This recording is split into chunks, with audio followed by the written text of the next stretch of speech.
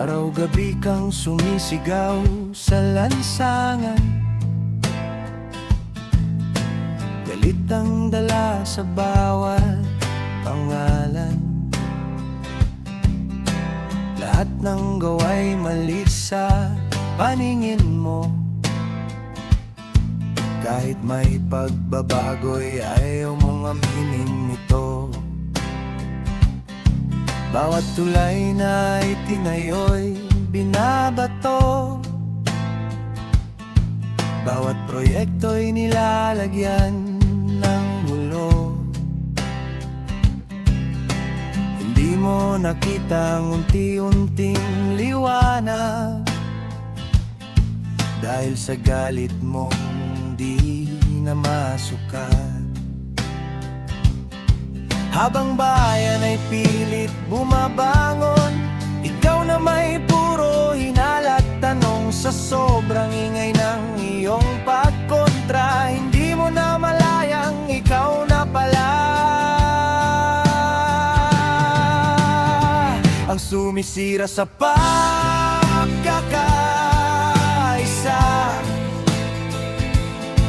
Ikaw palang nagpapabigat sa bansa.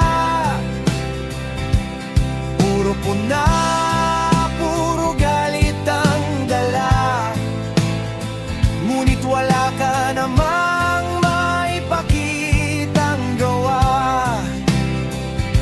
Hindi lahat ng gobyerno ay kaaway, hindi lahat ng lider ay sablay. Minsan sa salamin ka dapat tumingin, baka ang dilim ay nasa sarili mo rin. Ginawang negosyo ang paninira, sa social media ay apoy ang pinapasa. Bawat mabuti hinahanapan ng dungis, para lang masabing ikaw ay matuwid. Ngunit dumating ang araw ng pagmulat, katotohanan ay hindi may takip kahit pilit. Ang taong bayan ay natutong magsuri, at nakita kung sino ang tunay na mapanilang sa huli.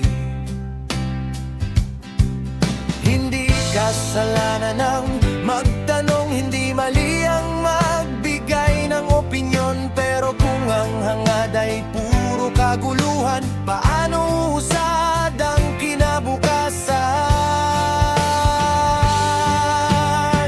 Ang kritiko'y may dangal kung may malasakit, hindi yung puro galit at paninirang kapalit. Dahil ang tunay na pagmamahal sa bayan ay tumutulong, hindi naninira lamang.